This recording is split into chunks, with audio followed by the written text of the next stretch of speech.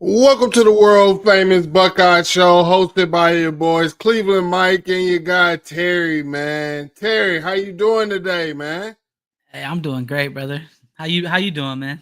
Man, I can't complain. It wouldn't do me any good, anyways. Man, it's been a good week so far, man. So kids good. Daughter is doing some dance camps right now and stuff like that. So just always staying busy, man. I know it's been like the busy, like I guess I should say a bit more busy for my kids part of the summer, dude. Like the last 2 weeks, I had two kids go to camp last week, and then my daughter came home, went right back to another camp. And obviously my son been home this week, but it's been crazy. A lot of stuff going on, man. Yeah, man, definitely a lot of stuff going on. And we got a lot to talk about, man. You got Ohio State Media Days is coming up. We're going to get into that. Some recruiting news from Ohio State as well. We're going to get into that and, what's going around college football right now. You got SEC Media Days. Urban Meyer made some comments that we're definitely going to have to get into. And, He stays making comments we gotta talk about, man. yeah, and Herb, some more big noon Herb's the headline comments machine. as well. Yep. For sure, man. But before we get into all of that, here's our intro. World famous Ohio State Buckeyes. We might be in a situation where we have a superstar coach on our hands, kind of like how we did with Brian Hartline. So right from the jump, make sure they understand they're playing somebody different tonight. They're playing the Buckeyes. They're playing the Ohio State Buckeyes. Being the Buckeye, there's nothing better, bro.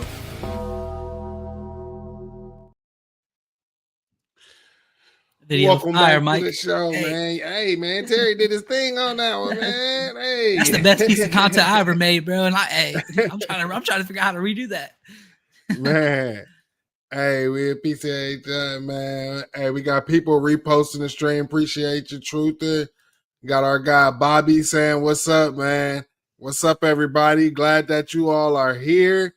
Let us know in the comments how you feeling.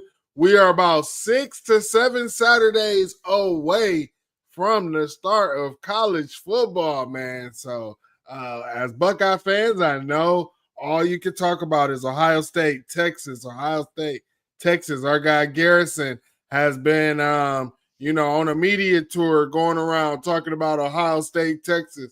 He was on the Texas Voice of College Football as well, talking about that. So make sure you go check him out on that.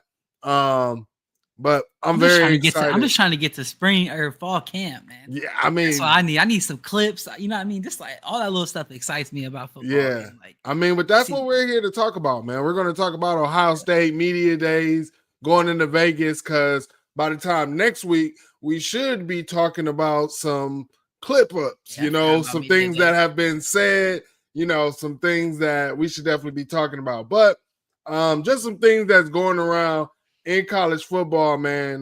So let's start off with Urban Meyer calls Oregon a blue blood, man. What are your thoughts about him calling Oregon a blue blood with no national champion? Man, Herb got to be fishing for clicks or something, man. I think that was crazy. He said if you look around college football, basically nowadays, you got to call Oregon a blue blood, but like they're missing the one thing that you have to have, bro. You have to win a national championship. There's no team considered a blue blood that hasn't won a national championship ever. So yeah, and you can't even get to that status. So Urban is tripping, man. He just got to be fishing for headlines or something.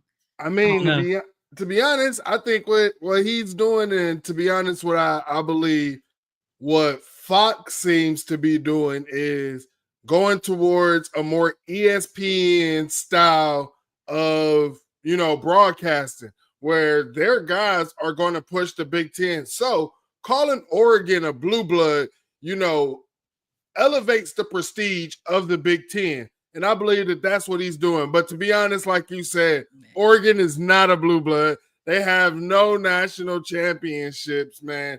And they, everybody that you can say has is blue blood status, you can point to a time where they were dominating in college football, right?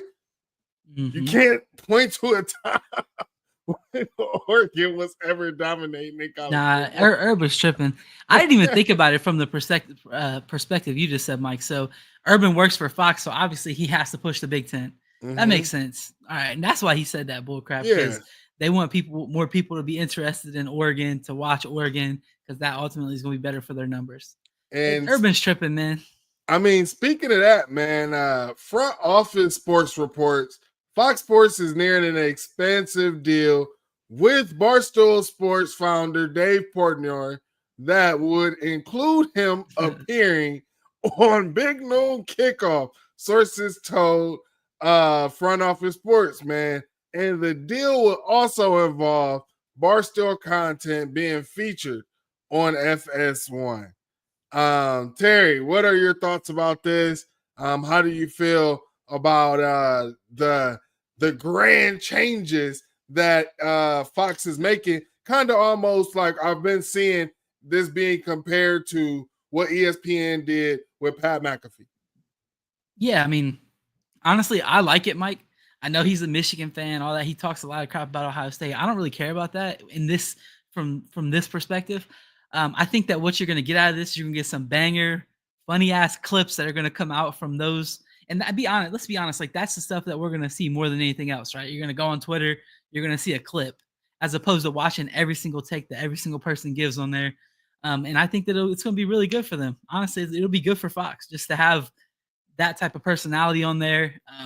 As long as he doesn't do something stupid, because he is known to do something stupid every now and then. But I don't know. I think it's going to be good, bro. I think it'll be funny. I don't know, man. I'll tell you this. I love Big Noon because I felt like they talked more and more about football, man. But I just feel like if you're going with Dave Portnoy or whatever the heck his name is, bro, you're not being serious about football. You're more about to be about the whole, gimmick and clickbait of it. I might as well just go watch College Game Day, man, because they do a way better job of it. And to be honest, I enjoy Pat McAfee a whole lot better than I do Dave. Yeah. And I mean, to be honest, I don't watch no Barstool shows really. I keep up with what's his name? Barstool Tate. I keep up with him a little bit on social media, but like watching shows or anything, I haven't really done any of that. I don't know. Maybe I might give it a chance, but I doubt I'll be watching it, man. I mean, the dude he doesn't seem to like he gives logical takes. Obviously he's going to be biased the whole time. So it's just like, honestly, Mike, I don't think that most people sit down and just watch it anyway. I mean, I'm sure a lot of people do, but like, I don't know. Like, I don't think it's going to be a worse product than it was last year. And also, like I said, you're going to get the little clips that come out, like how you did with Pat McAfee when he went on ESPN, bro. The main thing that he was doing for them is he was making moments on ESPN that make people want to go watch it. And I feel like the same thing's going to happen, bro. I really do. I just feel like he doesn't carry that of the Pat McAfee. Like Pat McAfee does that very well, but I don't feel like he unfiltered does that. Though. And I mean, unfiltered is what they need. Even his pizza reviews is like, what are we doing, bro? You don't like his pizza reviews, man? Nah, bro, it's trash, bro. It's just I just like his trash content. Hey, he gets views, man. He does. I got to give him credit for that. He gets views. It's not my liking. Might be other people's. And I guess that's the crowd that they're going for. Probably won't be me, though. Yeah, man. I'm just saying.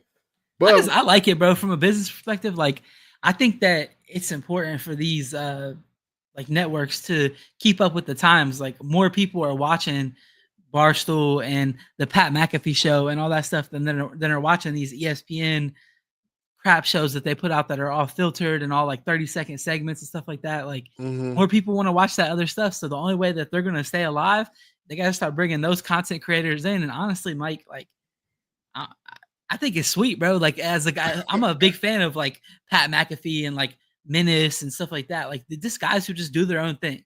You know what I mean? Like I'm gonna go in here and just be me, and people love it, dude. So That's what they're gonna have to do on these big networks if they want to stay afloat for real, because they're gonna get overtaken by the smaller, like, I guess, YouTubers or whatever you want to call it.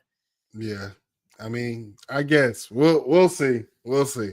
I'm the type of person I like to sit down and I actually watch the stuff. Hey, Portnoy just said a couple too many things about Ohio State for you to be cool with it. I'm like, I don't even know if it's that. It was like before that, even back when we was spanking the heck out of them. Like I don't know. His content really wasn't all that for me. But like I said, I mean, he has made a successful business off of, the people who like it. So shout out to him for that. Man, the biggest talk going around, and I saw the biggest graphic that I saw going around that talked about this. Indiana cancels home series with Virginia in 2027 and 2028. And the graphic that I saw that went with this was scared. And my thing is I couldn't believe that graphic, bro. My thing is people do not want to be honest, and they do not want to be consistent at all in their bias, in their takes. I got into it with college football nerds because they didn't want to be honest with their takes either. I mean, literally, we were talking about schedules, and they tried to tell me that Alabama schedules some of the toughest out-of-conference games or whatever since the college football playoff era. And I was like, so I went and I listed it. I also had Gronk check the list of those teams. And he was like, well, FSU preseason came into the preseason. Are you really talking about AP poll voters as your argument and your college football nerds? Come on, man. Like, what are we doing? Like, I understand why people make fun of those guys and everything like that. You really use the AP rankings to sit there and tell me that Florida team, who didn't even have a winning record that year, that didn't even finish with a winning record, was tough on Alabama's schedule, man. And I'll say this. Yep. If Alabama can play 9 power forward teams and nobody have an issue with it, there should not be any issue with Indiana playing 9 power forward teams and then still being taught. Let me give you some pushback on this, Mike. Nope. Let me give you a little pushback. I ain't hearing it. Well, okay, but if you're looking at it from the perspective of Big Ten versus SEC, then sure, your argument's fine. But if you look at it from the perspective of college football overall, I don't want teams canceling better games to try to make worse games so that they have an easier schedule. So I'm kind of on the opposite side of that. Like, I think Indiana does need to be, like, they do need to make a graphic about them calling them soft, saying that they're scared. Because you're not looking at it. Football, hey, go ahead. You're not looking at it from an even perspective, right? You're looking at it because here, if we're being even, right, and we take what Bama has normally done, the top dog in the SEC, what they have normally done is they have only played 9 Power 4 teams. Before it was 9 Power 5 teams, right? So just 9. 8 of them was conference. 1 is out of conference. And then you would sprinkle in a G5 team and an FCS team, and we know what they do before Auburn, right?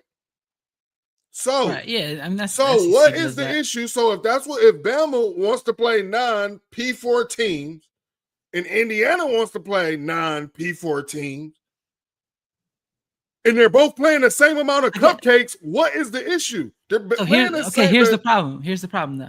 If you're assuming that everyone is not going to be mad at Bama for doing the same, for doing that, then I guess you could be mad about it. But I don't think anybody's going to, like, I guess maybe the people you were arguing with or whatever, but, like, for the most part, no one's going to argue that that's good for Bama to do that either.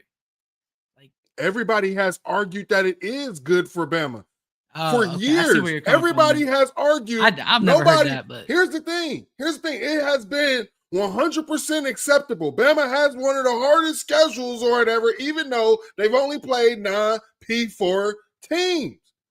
But here's the thing. When Ohio State was playing, you got 9 P4 games in your conference. then you play an extra one, right?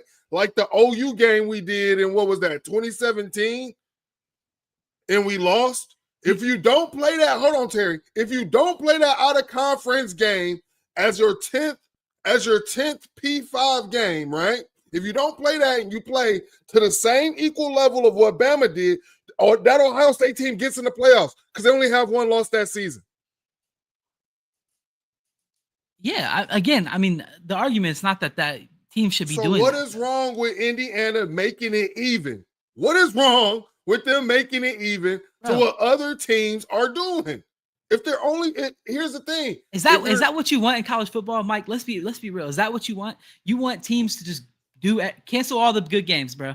Cancel our home Alabama. Cancel all of it. Let's schedule the easiest schedule possible. Because I'm gonna tell you what I want. What I want is for every P4 team to play the same amount of P4 games. That's what I would want. Yeah, and I would want them to play the same amount of conference games.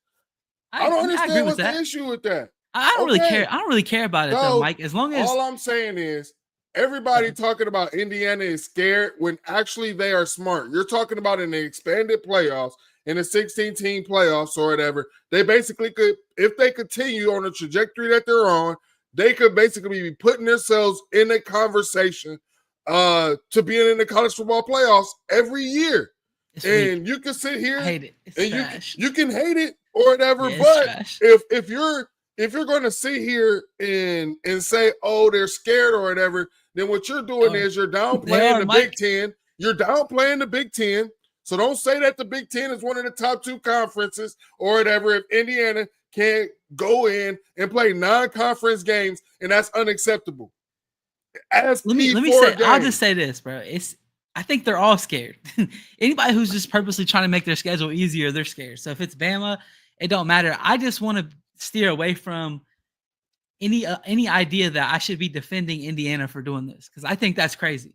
Like, I personally have no better feelings towards Indiana than I do any team in the SEC. So I really could give a damn about Indiana or Alabama doing this. Both of them are soft if they do this, in my opinion, as long as my team's not doing this, which is what I want to avoid, because I don't want Ohio State to go cancel all their good games and then turn around and this is the new normal thing, right? So if we do this, Ohio State cancels all their good games, turn around and makes a trash schedule, then we get 2 good games, 2 big time games in a year instead of maybe 4, something like that. So like I can't bring myself to argue against it. Like, I can't. So greedy, because Lord, I'm about to tell you why you're being so greedy. You're sitting here saying, "Oh, I want this team to make their schedule harder than other teams or whatever, just for your own satisfaction." Even though you know that there are going to be top-ranked games at the very end of the season, call it the playoffs, call it the semifinals, call it the national championship, like with great ranked teams. That's what you're going to have. So I don't understand what the issue is. Regardless, what we knew is when we expanded the playoffs, you were going to water the regular season down. We already knew this. No, listen. But I disagree, because then they also combine conferences. Like last year, Ohio State played a good schedule. Let's look at this year. Never, not last year. Let's look at this year. Ohio State's playing a big time schedule this year. Like we want to see more big games. I just don't care how you put it. Even if there's all the ones at the end. Going through a gauntlet of the Big Ten, like you're trying to say. I didn't say that about no gauntlet. I mean, you just said that they're going through a better schedule. You just saying Ohio State has a tough schedule. Yeah. Okay, so I mean, we can't sit here and say Indiana won't have a tough schedule like this. We can't sit here and say that they won't have a tough conference schedule. We can't sit here and say that. People are wanting them to go ahead and add a 10th P4 team on their schedule when other teams who makes the playoffs or that they done seen make the playoffs only play 9 P4 games. I'm not putting myself out of the playoffs just to play one extra one. That makes financially that would be dumb. I'm about to kill this whole argument. That's dumb. Who made the playoffs last year? Indiana or Alabama? Indiana. Who played a harder schedule? Indiana or Alabama? Indiana. Okay, That's soft. They're trying to do that again and backdoor their way into the playoffs. No matter how you spin it, that's trash, bro. That's not what we want for the sport. It's not, bro. I don't understand how you killed the argument with that. Because, bro, like Indiana, I think that Alabama was better than Indiana last year. Like, so this is kind of killing the argument of the SEC is soft and they're just trying to make their schedules easier. It's hard to say that because you don't know which Jalen Milroe was going to show up. Man, come on, bro. You don't know which Jalen Milroe was going to show up. No, listen, it's hard to say that. It probably would have been a good game, but you can't tell me that Indiana wins. Would they go 11-1 and Alabama went 9-3 or whatever, or 8-3, whatever it was. I just think that those two teams were probably similar. And I think that no matter how you spin it, bro, we just cannot go down the path of let's make our schedule as easy as possible. Let's make less big time games. Big time games are games that compare you to the best teams in the country. And if you don't have those on your schedule, then what did you do to deserve to get in the playoffs? Like, you didn't do nothing. You won the games that were on your schedule that you purposely made weak so that you can get in the playoffs over a team that is not soft and is not scared and played bigger games. And maybe they lost 2 games and you only lost 1, or they lost 3, you lost 2. But now you get in the playoffs because your schedule was weaker. I don't like that, bro. I'm not doing it. You guys obviously do not go and look at these other teams' schedules who be making the playoffs, especially from the SEC, bro. You only got 8. Some of these teams I do in the SEC, I commend them because they got out-of-conference rivalries, so they play 9. I think a couple of them maybe play 10, right? But when you're talking about the most top teams in the SEC or whatever, all they have done is play 8 conference games, and then they play 1 more out-of-conference, which is not cool or whatever. But again, like I'm saying, when you're talking about Bama, and when I have brought it up, or whatever, they beat up on, if you're going like year by year or whatever, I want to say one of them was they beat up on a Duke, they beat up on the down Miami team, they beat up on the down Louisville team, they beat up on the down Florida State team. I'm not holding those against them though, bro. Those are good schedule games. Yeah. And if you want to call that as well, it's a P4 game, right? Cool. You got 9 P4 on your schedule. Allow everybody else to go ahead and do 9 then. What's wrong with that? I mean, I agree with you that it should be the same all across the board. What is wrong? Like, you're trying to force and say, hey, yeah, it's cool. Bama schedule hard because they got 9, but Indiana, we need to make yours harder and give you 10. When also you gotta hold on, you gotta take into account when you're playing in the more P4 games, you're not taking into account injuries as well, what that does on people's bodies, and when you're not playing those games, how much fresher you are. I agree with you, but I think the problem is just the wording. I think because I don't think that you can say, "Oh, look, SEC is doing it. This is bad. This is the wrong thing," but when Indiana's doing it, it's the right thing.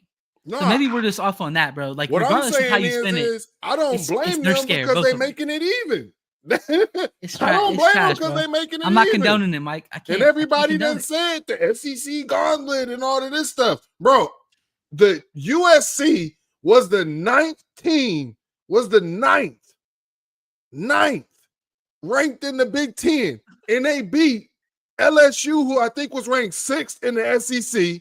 And they beat Texas A&M, who was ranked 9th.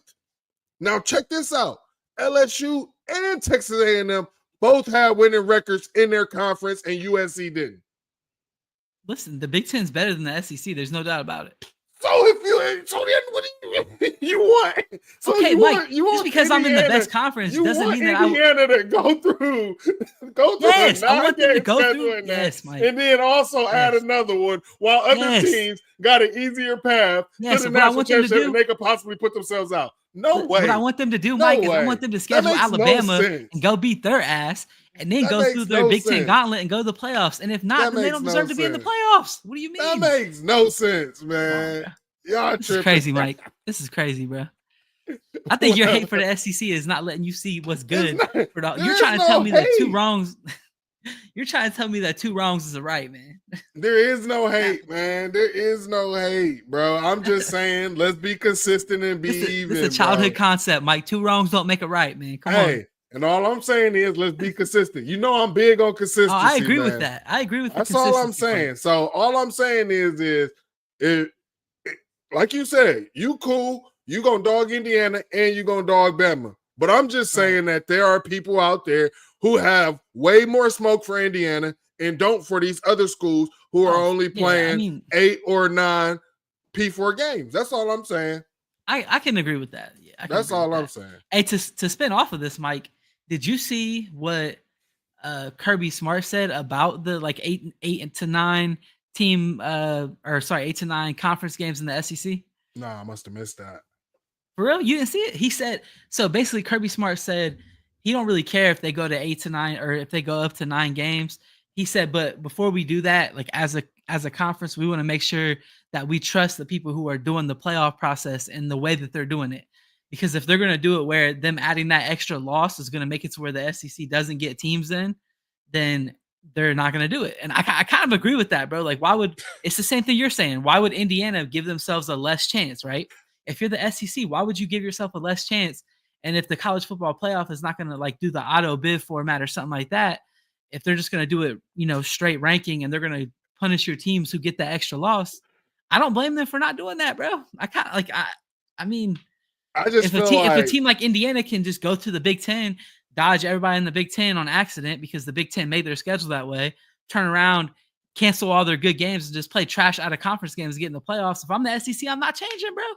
I'm like, why would we do that? Why would we get less teams than when we're at minimum the second best team in the entire because they have gotten the entirety of college football. Because they have gotten the benefit of the doubt. And back when the Big Ten and most Big Ten teams were doing 10 P5 games or whatever, it never helped us or benefited us. And it never went to the College Football Playoff Committee and said, hey, they're paying 10 P5 games or whatever. This team's only playing 8 or 9 or whatever. Who went through the harder schedule? It never benefited it never benefited other teams. And here's the thing. The SEC is the only ones who's sitting there saying that, oh, we want to stick with 8 conference games when every other conference is doing it. So now what you're saying is, as the SEC, or like you're saying, you agree with the SEC is hey, SEC, you guys stick with your 8 conference games. Everybody else needs to play 9, and you need to play a P4 out of conference. So now you have to have 10 P4 games.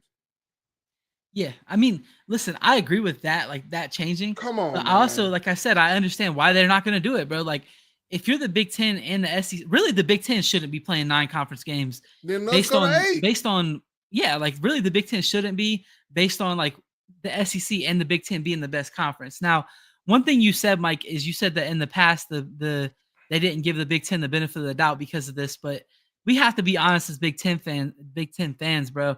It's been a while. The SEC has been better than the Big Ten. Like, overall, it's just been better. They've been winning every freaking national championship. Like, they, you know what I mean? Like, the SEC's been better. Now, recently, that's flipped. And I feel like as Big Ten fans, like, we can't just throw everything out the window because now we're the best conference. You know what I mean? Like, it has to, I don't know. Like, I don't want the SEC to get screwed because I want to see the best teams, bro. Like, I don't want to see a team from the Big 12 schedule a trash schedule, or from the Big Ten for that matter, schedule a trash schedule and get in the playoffs over somebody who's they're not better than. We're going to have to pick this conversation back up another time because I'm telling you, when we go back and we look at different rankings and all of that stuff, you're going to see that the conferences were never that far off from each other. Oh, man. I'm serious. The SEC could slightly be better, but the conferences were never that far off from each other where another team needs to play an extra P4 game to be equal to the SEC. That's bullshit. We'll look into it, Mike. Let's move on to something else. We've been going back and forth on this for the whole entire show so far. All right, man. Sponsorship, man. Get your business, product, service, or personal brand to the next level by partnering with the Voice of College Football. See what our partner Win Agency has to say about its sponsorship experience with us on screen. Let's discuss how you can also reach your target market. Contact us at sponsorships@vocwin.com vocfb.com today. Again, that is sponsorships at vocfb.com. All right, man. So we got some Ohio State recruiting news, man. I guess it wouldn't be a shocker by 247 Sports. Ohio State falls down to 7th, I think, on 3. Now, on 3/rivals, it's down to 8. Ohio State ranks 8th in recruiting. And then Ohio State also lost a 4-star safety who's been committed since January out of Avon, Ohio, and Jacob Weatherspoon. He has now flipped his commitment from Ohio State to North Carolina. Terry, what you think? Question first are those rankings before or after he flipped? The rankings was before he flipped. Okay. So probably a little bit worse now, maybe. I don't know if you dropped like I don't know if you dropped like that just off of one, but I mean, yeah, he's not that highly rated either. I mean, I don't know, bro. I haven't watched that kid's like tape or nothing. And nobody that I know was like super excited or ecstatic that we got him in the class in the first place. So I don't know, man. Hopefully what happened is North Carolina looked at him and said, hey, we think this kid's really good. Let's offer him some money. And hopefully he got some money. Like, I'm not saying that he went there because of that. I don't want to be that guy, but hopefully that's what happened. You know what I mean? Like, hopefully he got paid to go somewhere. Somebody like that, you never know if they're going to come here and develop into a really good ball player, or somebody who's going to come here and end up having to transfer in a couple years because they don't play. So hopefully he ends up being good, bro. I'm not about to sweat it. I mean, I don't know. I think I noticed that they listed him as a safety, which I thought was kind of weird because I thought that we had him recruited as a corner, but I don't know. Maybe I'm tripping about that, but yeah, I don't really have too much thoughts on it, Mike. What do you think? I don't know. They got him listed at 6 foot, 180 pounds. I'm not sure if that's the type of corners that Walt is really recruiting. So yeah, I believe that's more safety was in his future. But I mean, one thing that we have seen in recruiting is you know, a guy might want to play corner, right? And because he doesn't play corner or whatever, and the school might have him at safety, he goes to a different school that's going to allow him to play corner. Yeah. So, I mean, you never know. I'm not speculating with this one, man. Right. Wish the kid nothing but the best. And like I say, this is why I say I don't trust these kids. You just never know. I seen Berm saying that this was shocking and stunning, so that this happened. So like I say, I mean, it's just in this day and age, man, it's a different time. You know, I don't, like I say, I don't really trust the kids, man. I wait till signing day, and you know, if I'm a fan of the kid, I'm a fan of the kid. No matter where they go to school. That's just how I've always been. Yeah, and honestly, like as far as the class goes, I mean, I just think Ohio State they're gonna have to land Womack, right? That's like the big one. The big fish is still out there. We need to land Womack.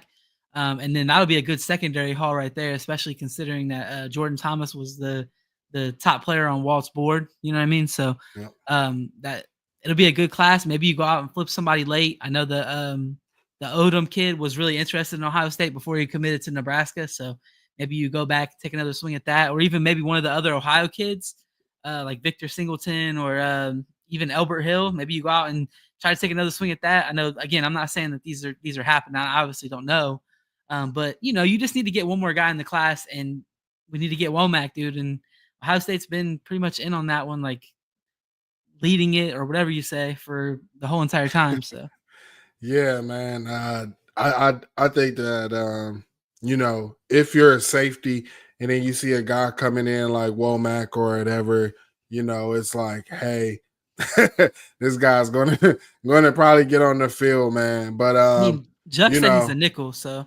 I mean, I don't necessarily think Womack would impact that if he's a nickel. But. Yeah, I mean, if he's a nickel, hey, I mean, they've been kind of using the nickel as kind of a safety here as well. So, I mean, you know, I mean, plus, again, like I was saying, that frame, nickel, it wouldn't be an outside corner.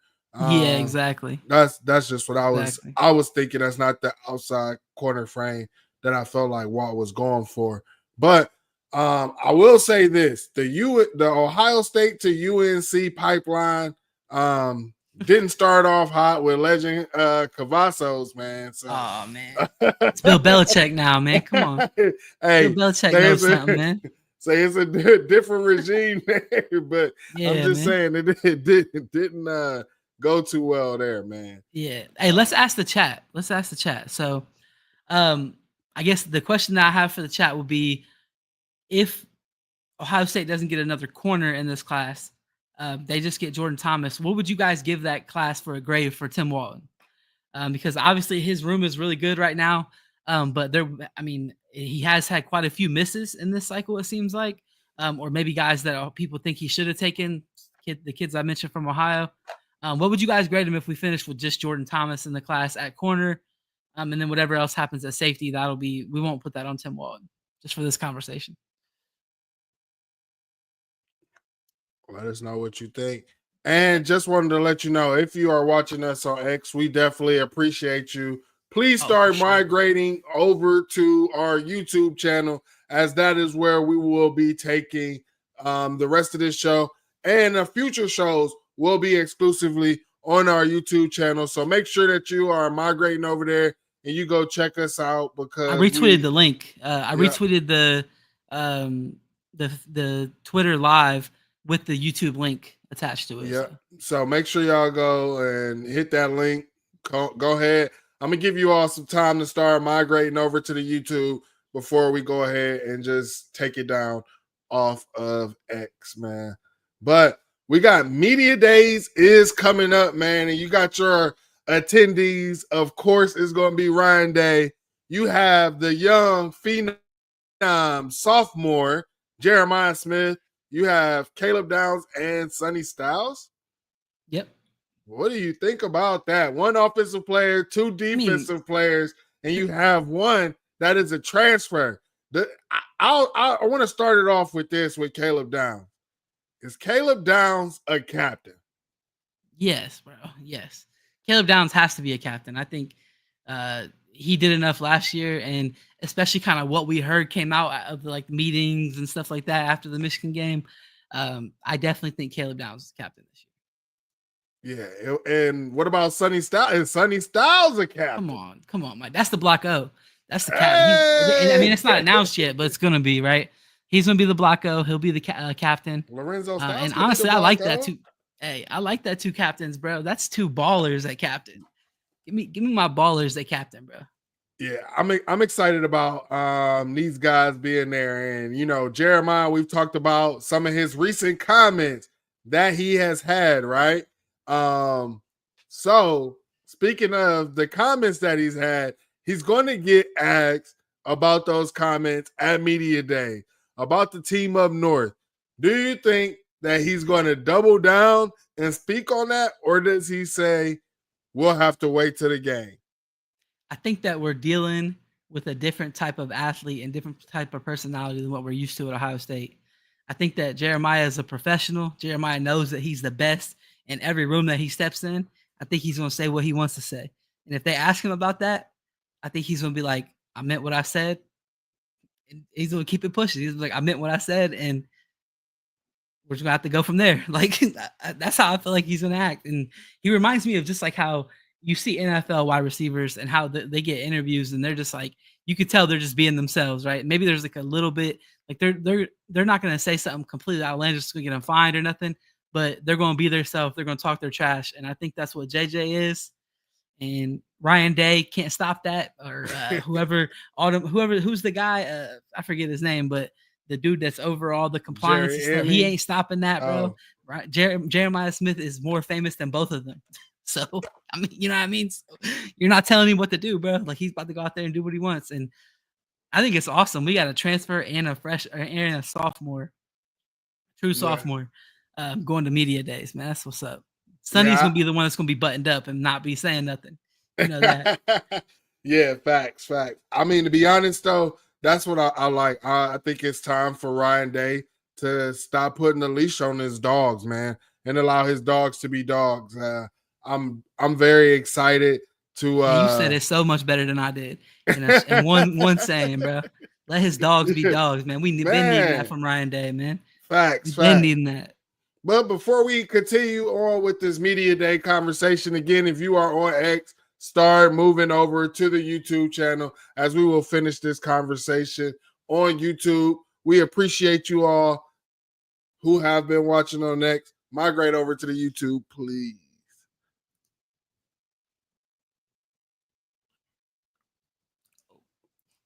All right.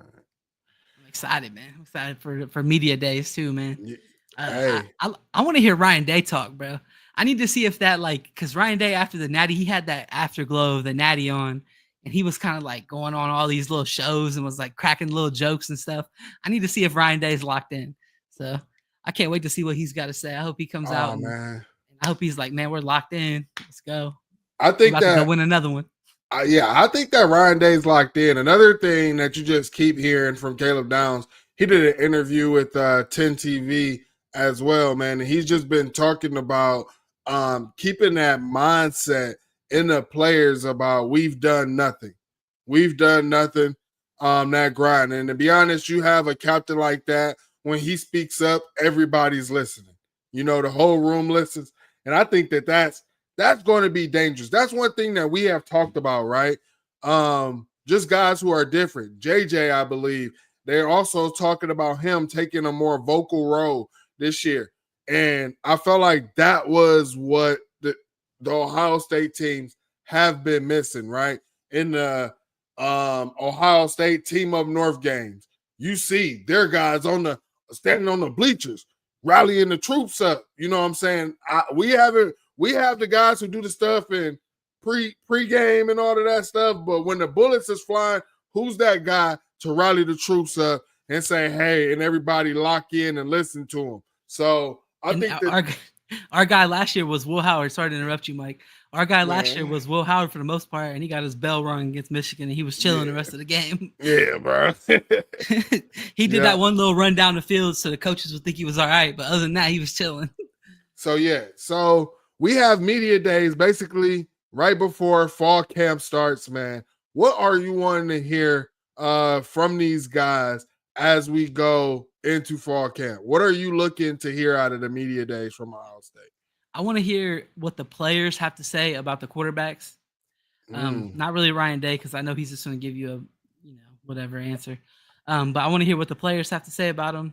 I want to hear what Caleb Downs and Sonny Styles think about Matt Patricia, because I feel like we've heard a lot from other guys. Maybe like I've heard a lot from CJ Hicks and guys like that. But I want to hear what some of the veteran guys, especially Caleb Downs, because I feel like he's like a coach on the field, bro. I want to hear what he has to say about Matt Patricia. I mean, other than that, what are some things you're looking for? That's just a couple.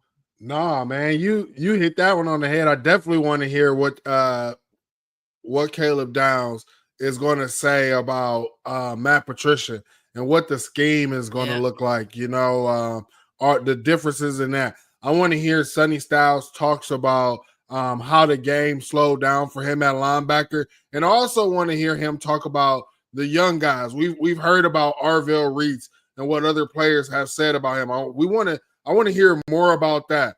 I also want to hear about the other younger guys like Peyton Pierce. We've heard that he's going to probably be in the rotation and getting some playing time as well. But then, I want to, see or hear if, they talk about, my young bulls like Riley Pettijohn, TJ Alford as well. Big TJ Alford fan, bro. Yeah. I feel like people sleep on TJ Alford. I think he's going to be special here. Yeah. Another thing that I want to hear, maybe from Ryan Day, maybe one of these media members can ask him, hey, you didn't pluck anybody out of the D tackle room. How are you feeling about the D tackle room going into fall camp? That's what I want to hear. I want to see, or I want to hear that, hey, we believe, going into fall camp that we are at least 3 to 4 deep, and hopefully we could get maybe 5 to 6 deep. That's what I want to hear. And I want to hear some names too, Mike. I want names.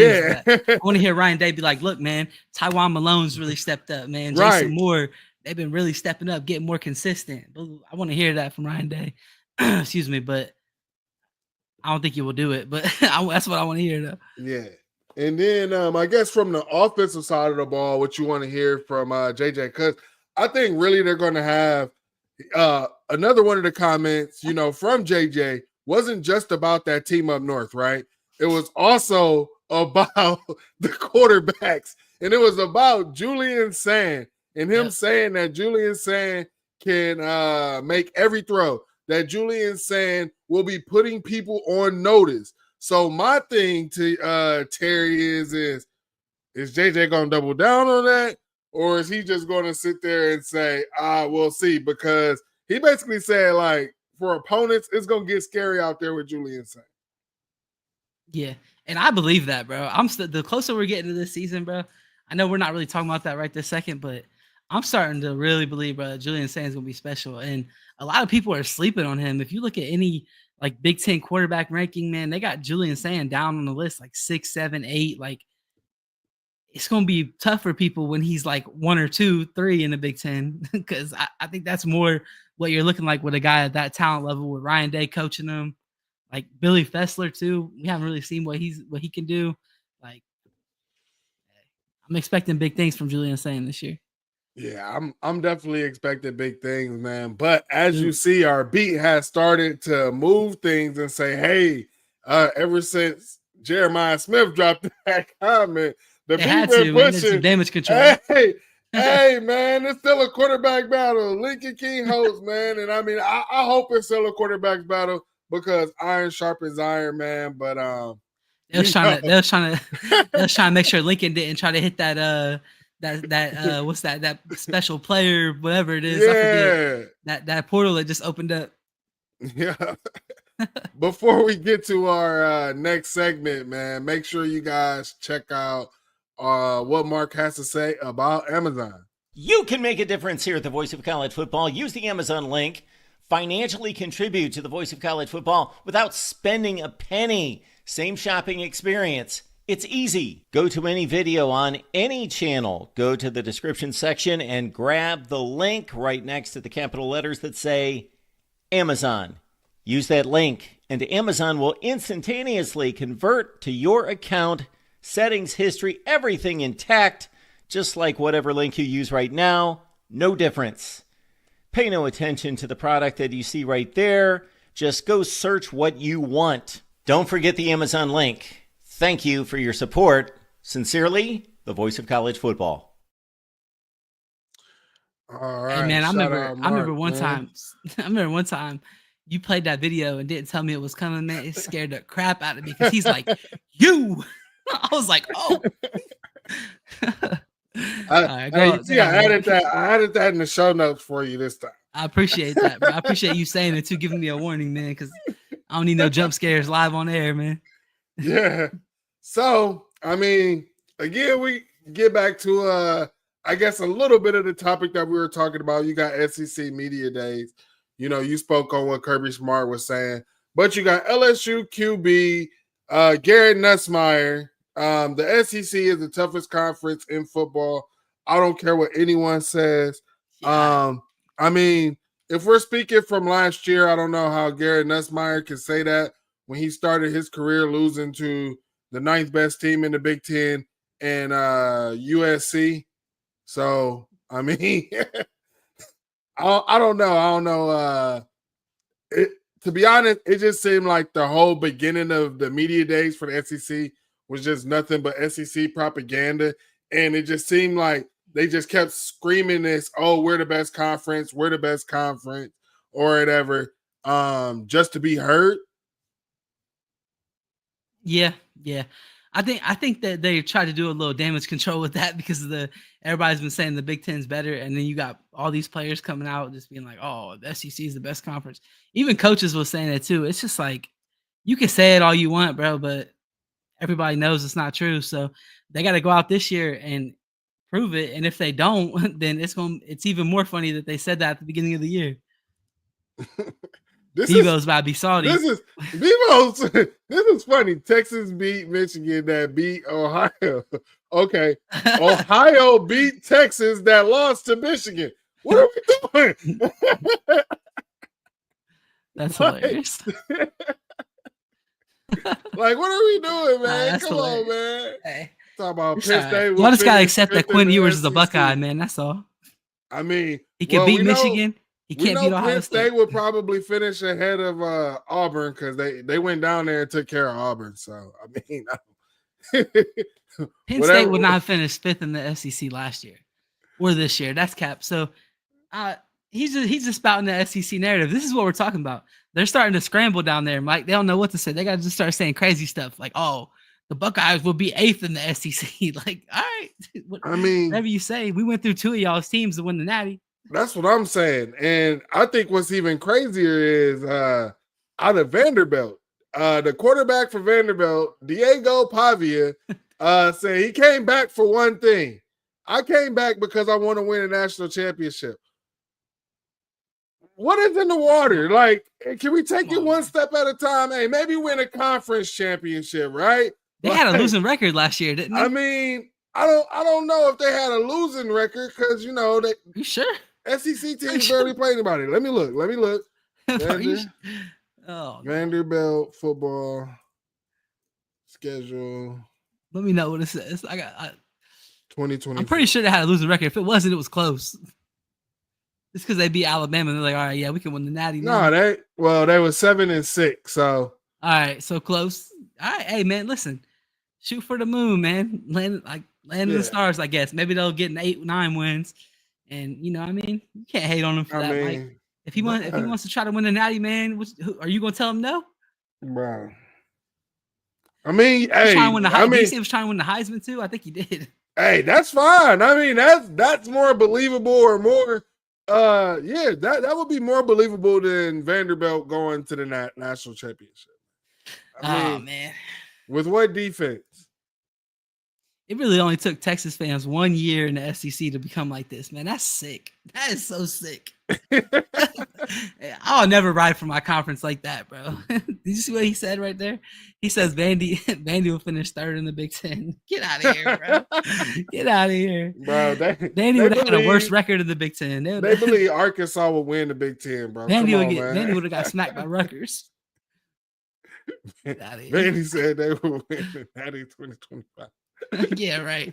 I know little Diego Pavia, man. Hey, he's talking crazy. I ain't mad at him, Mike. I'm gonna tell him to not be confident in his team, man. Nah. They're like, heck, if we could beat Alabama, we could beat anybody. They is not taking. Hey, I see everybody going. Hey, Posh in the chat. They going at it. Hey, shout out to the chat. We appreciate you all going at it, man. But Terry asked you all a question earlier about some recruiting about OG Wall, right? Yeah, OG Wall, yeah. And I think they said Alex Miller said not mad at OG Wall on this loss. And I'm not either. Yeah, I mean, I don't think so either, bro. I know that I know he's not landing like 3-4 guys or whatever, but like you get the number 1 guy on your board. I mean, if that we're not gonna look at Jordan Thomas the way that we look at Devin Sanchez, right? But like Devin Sanchez was the number 1 player on the board last year. He landed him, and everybody's super excited about that. So I'm gonna be excited about it, bro. I like the kid that we got in the class, and if he doesn't get anybody else, until I see Walt's room start to fall off or not continuously get better, then we can maybe look at it. But I don't know. I do think we need to try to get at least one more guy in the class. Like I said, I mentioned the Odom kid or one of the Ohio kids. Maybe try to swing back in one of those, or catch somebody else you could flip. But if we don't, I'm not tripping about it, man. Hey, I feel you on that. I'm not really tripping right now. And here's the thing: maybe that could have been what Sanchez was talking about. It had to be, Mike. You leaving because the room is full. I mean, that if that's what it is what it is, man. Some guys, they need to see a clear path, and I don't know. It is what it is, man. I'm not hating on the kid at all, bro. So. What was crazy about that Sanchez tweet, Mike, is there was multiple teams of other fan bases replying to him saying that he went to Ohio State because of the same reason. I thought that was crazy. It's like, one, Ohio State's never going to be that where you could just come and you're like the starter automatically. You don't have to compete. Yeah. That's never going to be Ohio State. And two, like none of these teams in college football that were in on Devin Sanchez, I forget who it was. I think it was Texas and it was Oregon fans that I seen saying that. Neither one of those teams got a secondary room so stacked full that Devin Sanchez might not start as a freshman. Let's be real about that. Like, come on now. What are you talking about? Yeah, and I love his confidence saying, man, I would have started there too. Like He was did. He going said back at Oregon, like, he said at Oregon, I would have started easy. It wouldn't even be a competition. No competition, man. And then he put it out. He said, hey, something about Texas. He was like, I ain't want the bread. Plus, I wouldn't have been happy there. So, I mean, just shout out to the young guy, man. He's definitely a Buckeye through and through. He keeps this up and has amazing play on the field. Hey. Definitely future captain in my book, man. I also want to say, because one thing that I missed is everybody's talking about all other guys when it comes to the wide receivers. Everybody's talking about JJ. Everybody's talking about Marlon Graham. Everybody talking about Quincy Porter.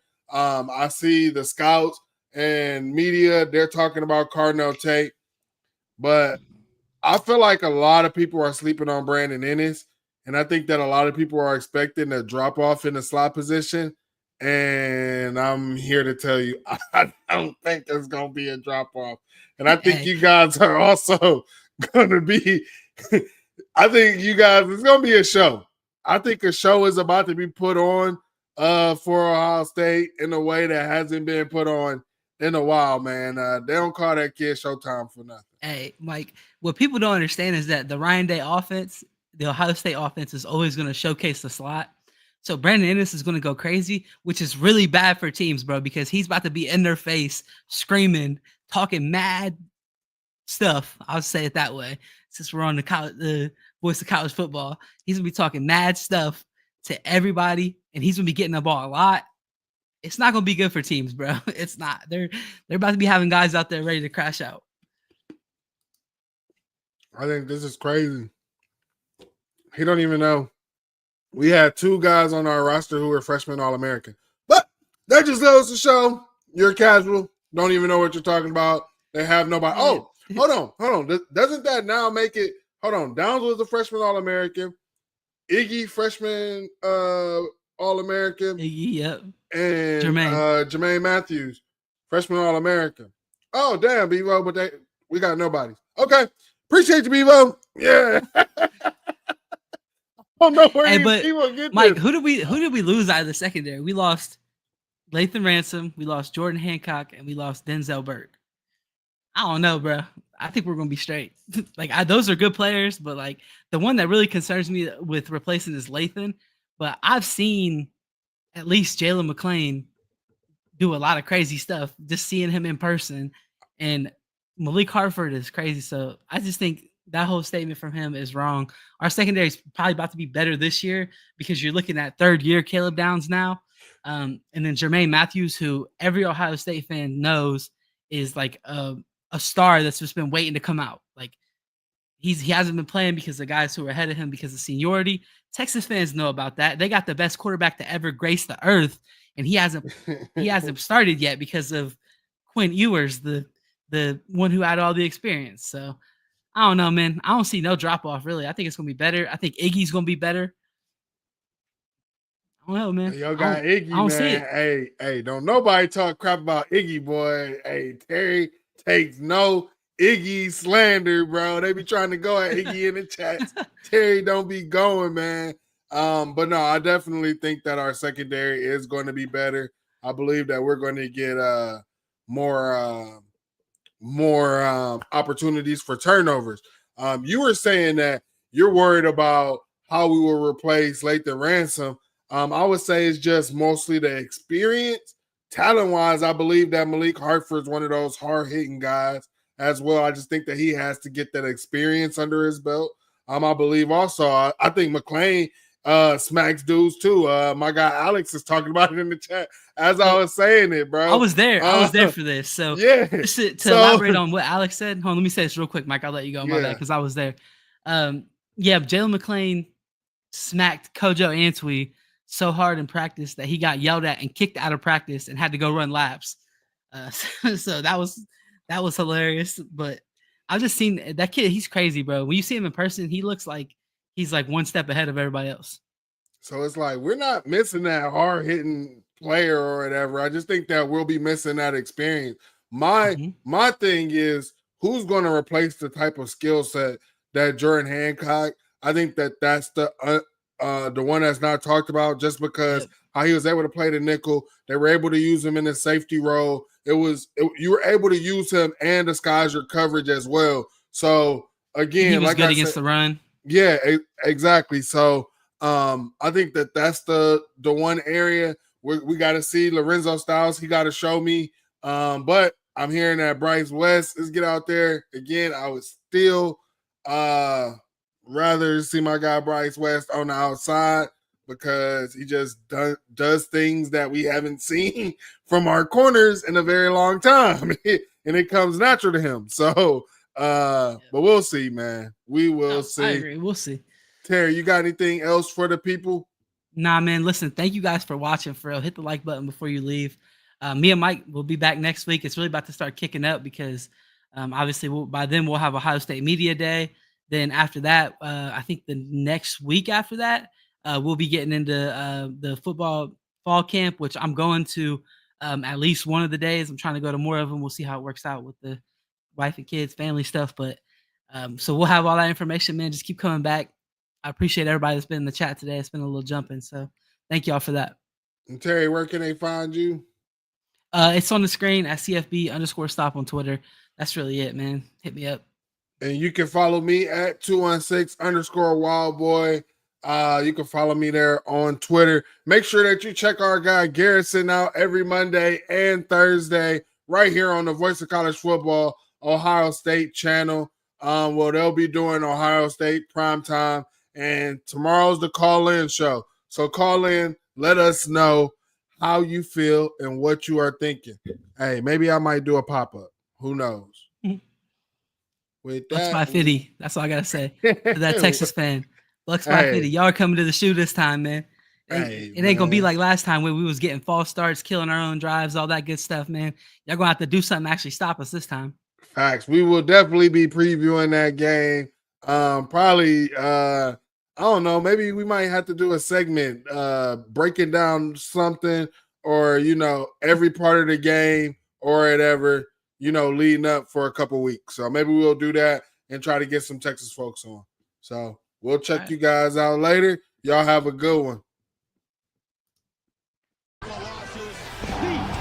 World famous Ohio State Buckeyes.